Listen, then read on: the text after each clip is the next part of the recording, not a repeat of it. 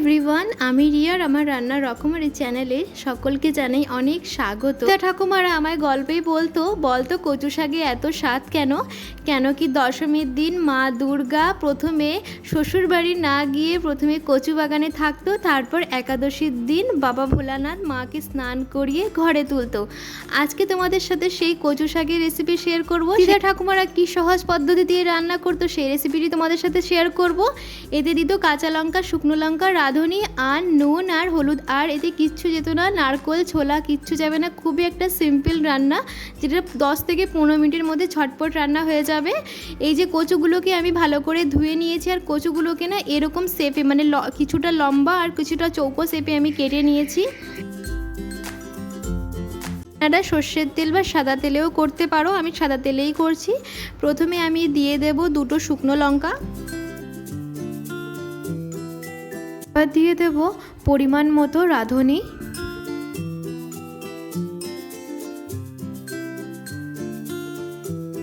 এটা একটু ভাজা হয়ে যাওয়ার পরে দিয়ে দেব কুচিয়ে রাখা কাঁচা লঙ্কা,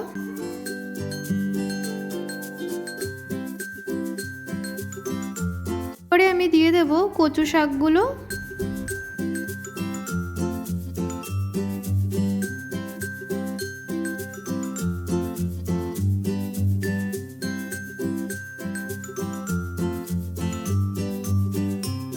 পুরো কড়াইটি ভরে গেছে। একে হালকা হাতে করে উপর নিচ করে নিতে হবে, যাতে তেল মশলা রাঁধুনিগুলো এতে মেখে যায়। তারপরে এতে আমি দিয়ে দেব নুন আর হলুদ আর নুন রেখে আবার উপর নিচ করে নিয়ে একে আমি আবার ঢেকে দেব।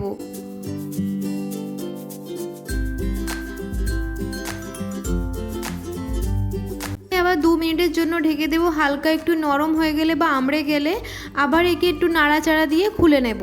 শুধু এক কড়াই ছিল, সেখান থেকে কতটা পরিমাণ কমে গেছে, আরও আস্তে আস্তে অনেকটাই কমে যাবে, একদম অল্প হয়ে যাবে।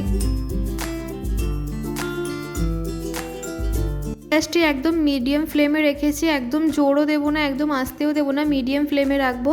আমি আবার ঢাকনাটা খুলে নিয়ে দেখেছি কচু থেকে অনেকটাই জল বেরিয়ে গেছে। কচু থেকে বেশি পরিমাণে জল বেরোচ্ছে, হাতার সাহায্যে জলটাকে ফেলে দিতে হবে। আমার কচুতে বেশি জল বার হয়নি বলে আমি জলটা ফেলবো না। গ্যাসের ফ্লেমটাকে হাই করে দিয়েছি, যাতে কচু শাকের মধ্যে যে জলটা বেরিয়েছে তাড়াতাড়ি টেনে নেবে।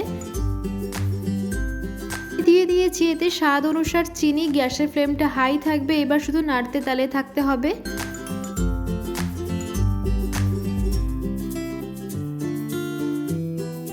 অনেকটাই জল টেনে নিয়েছে, কালারটা অনেকটা চেঞ্জ হয়ে গেছে।